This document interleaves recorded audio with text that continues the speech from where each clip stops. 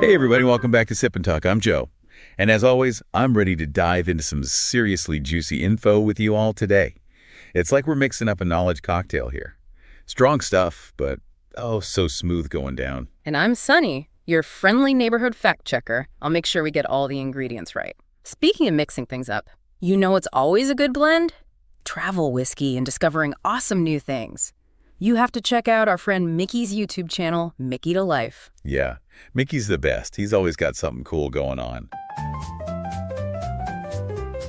Good morning, good afternoon, good evening, wherever you are in the world, and whatever time zone you are currently caffeinating in right now, welcome back to Sip and Talk. I am absolutely thrilled you're here with us today. Oh yeah, it is great to be back. We've got a fun one today. We really do. And you know, I definitely need my resident brain cooler today because when I get all heated up about the latest internet rumors, my co-host here is the one who brings the temperature down with actual facts. I'll try my best. So, what did the algorithm tell you to do this time? Oh, boy. Okay, so let's talk about the protein dilemma, because I heard this rumor, and it is everywhere right now, that you absolutely must eat your protein in 3 distinct, perfectly spaced servings every single day. Ah, yes, the magic rule of 3. Right, and I've got to tell you, trying to cram 30 grams of protein into breakfast when I am barely awake, it feels like I'm swallowing medicine. It's not even food anymore, it's just a chore. Just forcing down plain chicken breast at 7 a.m. Exactly. And then I'm spiraling thinking, well, great, I missed my morning dose, my workout is completely ruined, and I might as well just eat a bagel and give up. Okay, let's take a breath here. I can practically hear the cortisol spiking from across the table. Am I ruined? Tell me I haven't ruined my metabolism forever. You definitely have not. Let's unpack this, because what you're describing is a really classic case of letting perfect be the enemy of good. Okay, so it's not a complete disaster if I miss a morning protein shake. Not at all. Think of it this way. It is not a zero-sum game. Yeah. You don't get a 0 on the test just because you didn't get an A+. Oh, thank goodness. If we look at the biochemistry, sure, evenly distributing your protein throughout the day, morning, noon, and night, that is like hitting a 100-point efficiency for building muscle. Right, the A+ strategy. Exactly. Keeps the machinery running perfectly. But let's say you just you skip breakfast, or you only have coffee, and then you make up for that protein later at lunch and dinner. Which is honestly what I usually do. And that's fine. You're not getting a 0. You're still getting a solid 80 points. 80 is passing. I will take an 80. Right. And for the vast majority of our Sip and Talkers out there who aren't, training for the Olympics, keeping your body clock stable and your stress low is way more important than obsessing over whether you hit exactly 30 grams at 8 in the morning. That is a huge relief. But help me understand the logic here. Is it kind of like paying off a loan? How do you mean? Like, if I owe the bank money, they don't really care if I pay in installments or a big lump sum, right? As long as they get paid at the end of the day. Well, that's a decent way to look at it financially, but biologically it's a little more complex than that. Let me actually pivot to a different analogy. Think of your body like an ATM machine, but in reverse. A reverse ATM. Okay, I'm listening. Yeah, it's a deposit machine. And this machine has a strict deposit limit per transaction.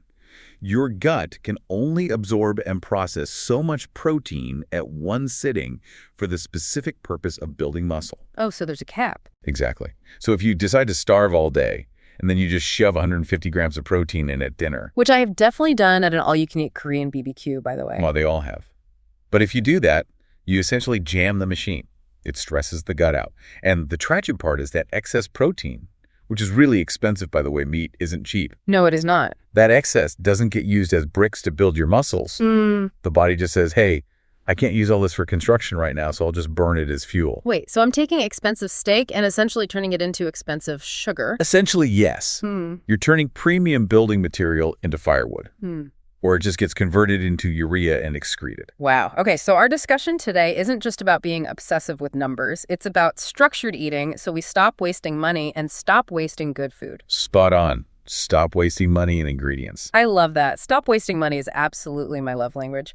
But let's get into the nitty-gritty of this. Where did this 3 times a day rule actually come from? Is it just internet bro science? No, it actually has roots in real science. Yeah. It comes from the concept of muscle protein synthesis. We usually call it MPS. MPS, okay. Right. So imagine your muscles are like a construction site. To turn on the machinery, to flip the switch from idle to building, you need a certain threshold of amino acids in the blood. Are those the building blocks? Yeah. specifically one called leucine. Leucine acts kind of like the foreman on the site, blowing the whistle to start work. Okay, so leucine is the key to flipping the switch. Right.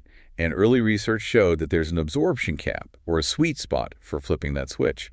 For most people, the body really efficiently uses about 20 to 30 grams of protein per meal to maximize that synthesis response. So anything significantly over that in one sitting hits diminishing returns. Precisely. Those are the bricks we were talking about earlier. The traditional nutritionist view was that to keep your body in synthesis mode, building up rather than breaking down, you needed to spike that amino acid level in your blood multiple times a day. Hence the recommendation, morning, noon, and night. Keep the construction crew working all day long. Makes total sense on paper, right? It does. But science moves pretty fast.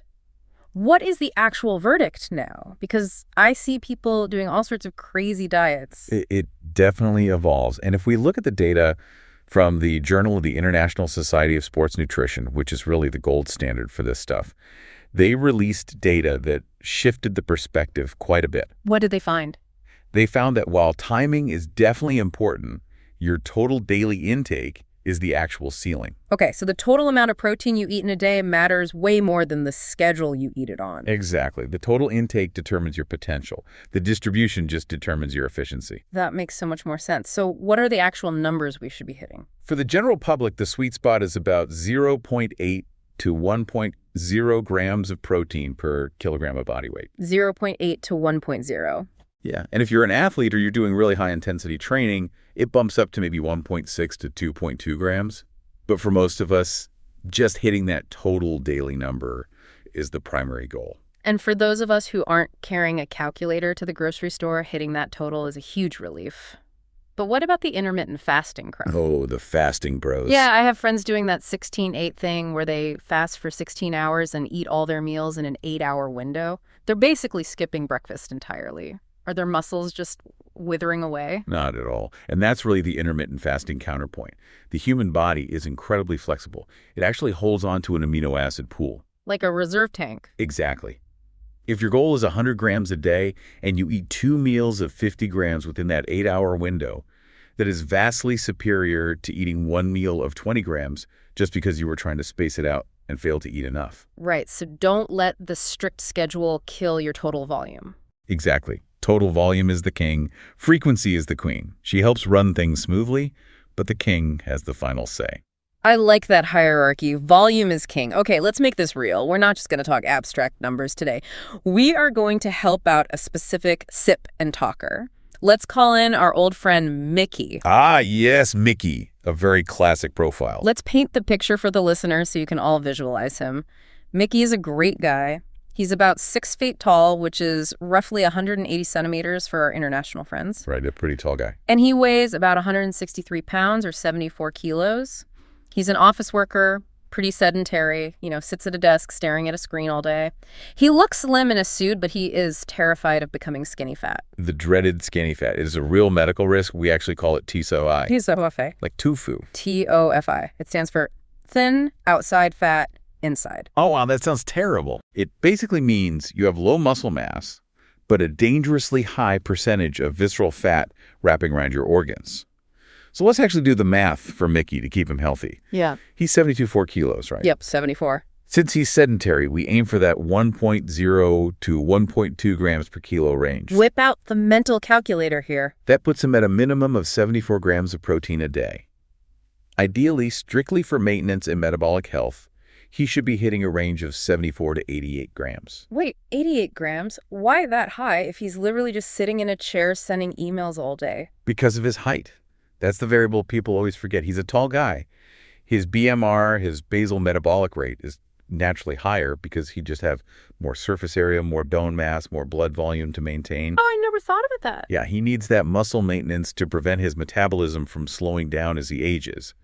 If he loses muscle because he's under-eating protein, his metabolism crashes.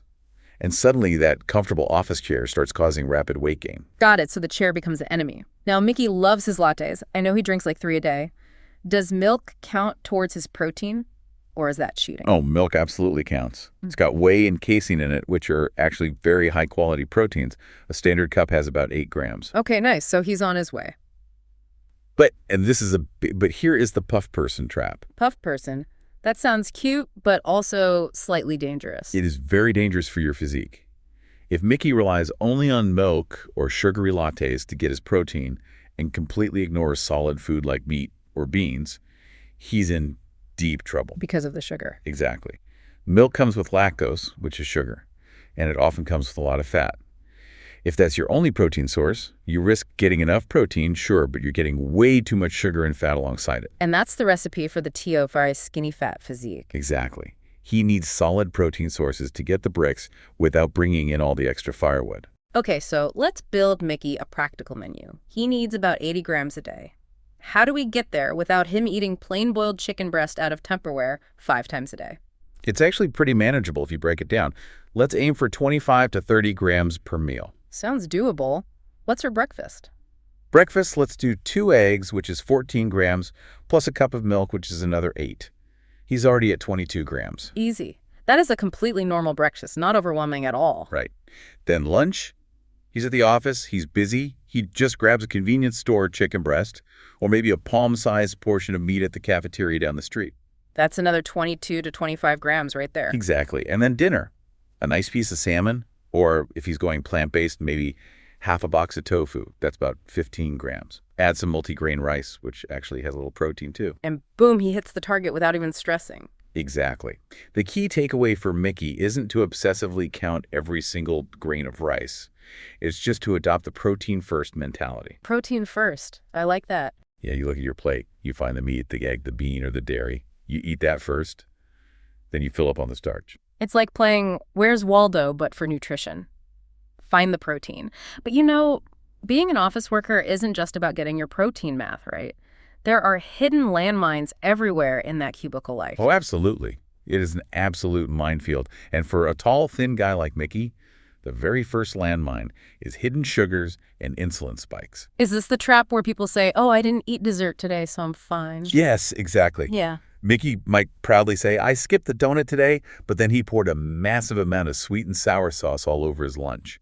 Or he had a Japanese curry with that really thick gravy. Wow, the gravy. Those savory sauces are massive sugar bombs. And then 2 p.m. hits. And he completely hits the wall. We call this reactive hypoglycemia. Which feels awful. Right when you have that massive sugar spike from the curry sauce, your body panics and dumps insulin to clear it. But it overcompensates. Your blood sugar crashes hard, and you get the classic food coma. It totally kills his productivity for the rest of the afternoon. I feel so seen right now. I have definitely been a victim of the curry crash. It happens to the best of us. So what's landmine number 2? Landmine number 2 is the magnesium cap. Magnesium. Yeah, magnesium is often called the stress mineral. It helps your muscles relax, it helps regulate your nervous system, and it helps you sleep. But guess what absolutely depletes your magnesium stores? Let me guess. Stress. Stress and coffee, the 2 absolute staples of modern office life. Oh, no. Yeah, coffee is a mild diuretic, so it flushes things out.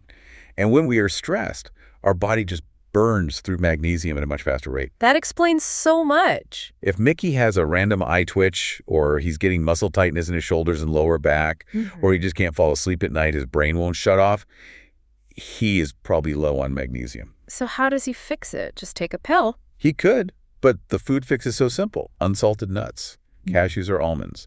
Just keep a small jar right there at the desk. Or eat more dark leafy greens. Done. I am literally buying a bag of almonds today. No more eye twitches for me. All right, what is landmine number 3? The sedentary myth. This is a huge one. Mickey goes to the gym for an hour after work.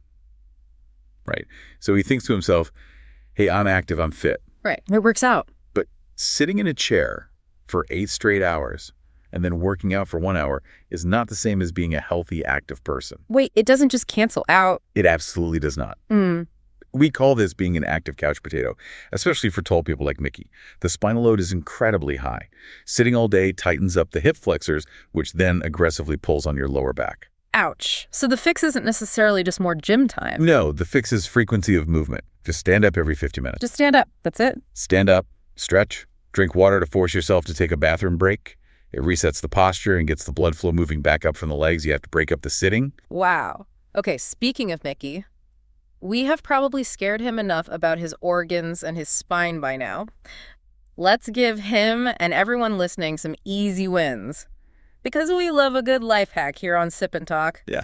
What are 3 low-effort, high-reward hacks for Mickey? All right, let's do this. Hack number 1 is my absolute favorite because the science behind it is just fascinating. We call it the first bite rule. The first bite rule. Okay, what's the action? The action is simple. The very first bite of every single meal must be vegetables or protein. No bread, no rice, no French fries is your first bite. Just the first bite. Does that really make that big of a difference? It makes a massive difference. There was incredible research out of Cornell University that explained the mechanism here. Think of fiber, like broccoli or spinach, as a net or a mesh. Okay, a mesh. When you eat that fiber first, it physically coats the lining of your upper intestine. Like a goalie net. Exactly like a net. So when you eat the starch and sugar, 5 minutes later they get caught up in that fiber net. This physically slows down the rate at which sugar enters your bloodstream. So it softens the blow. Yes, it buffers the insulin spike. Sure. And by doing that, it prevents that awful brain fog and food coma we talked about earlier. That is incredible. So I am basically building a safety net in my stomach just by eating my salad first. Pretty much. That is so doable, even at a restaurant. Okay, what is hack number 2? Hack number 2 is the transparent liquid swap. Sounds mysterious. Not really. Mickey probably craves a soda or a really sugary latte in the middle of the afternoon, right? Usually he's not actually craving the sugar, he's craving the throat hit. The throat hit, like the burn. Yeah, that crisp carbonation burn or the really intense cold sensation. So swap the soda for sparkling water with a squeeze of lemon or some tart cherry juice. You get the exact same physical sensation, 0 calories, and no afternoon crash. I do this with seltzer all the time. It really works. It tricks the lizard brain just enough to satisfy the craving. Okay, what's the third one? The third one is the 20-minute ceasefire. I like the sound of it. Finish your lunch, you want seconds.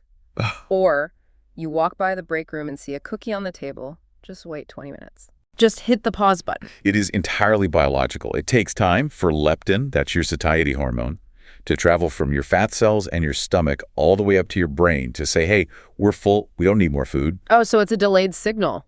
It's like sending a text message when you have really bad cell reception. It doesn't arrive instantly. If you eat immediately, you beat the signal. If you just wait 20 minutes, that fake hunger usually vanishes completely because the text message finally arrived. I love that. A ceasefire with your appetite. Just give the signal time to connect to the tower. So let's wrap this up with a little checklist for our buddy Mickey. What does he really need to take away from this conversation? 3 key things for Mickey. 1 is his water intake. For his size being 6 feet tall, he needs about 2,600 milliliters. That is a lot of water, but it's absolutely necessary for that metabolic rate. Okay, water is crucial. What's 2? 2 is fiber. 3 solid servings of veggies a day to build that intestinal net we talked about. The goalie net. Right. And 3, watch the liquid calories. Alcohol and soda are the absolute enemies of the skinny fat body type because they completely bypass those satiety signals. Your brain doesn't register liquid calories the same way it registers solid food. Which makes it so easy to overconsume. So what is the general vibe we want to leave him with? The vibe is, please don't be a calorie monk. A calorie monk. Yeah, you don't need to live a miserable life of weighing lettuce leaves on a tiny scale. Just make these small structural adjustments.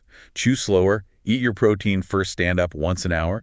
Over a 10-year timeline, the difference in your health will be massive. And let's be honest, we really want Mickey to keep his model figure. Yeah. We cannot let him turn into an active couch potato. Absolutely not. We need him fit for his travels. All right, Sip and Talkers here is your call to action for today. Tomorrow at lunch, try the first bite rule. Veggie or protein first before any carbs. Check your focus levels at 3 p.m. and see if you feel a difference. I bet you will. It really changes the game. I highly recommend it. And speaking of Mickey, we have to give a huge shout out to our friend. He actually has a YouTube channel where he documents his travels and probably his meals now too. Go check out Mickey to Life on YouTube. He's got some amazing travel vlogs up right now. Go see what this 6-foot protein counting traveler is up to. He really does make great content. Highly recommend his channel. And just a quick reminder before we go, we are sharing objective facts and perspectives here based on the data, but this is not medical or financial advice. Always use your critical thinking and consult a professional for your specific health needs. Knowledge is power, but only if you use it wisely. Thanks for sipping and talking with us today. Make sure to subscribe to the Sip and Talk podcast so you never miss an episode. See you next time. Catch you later.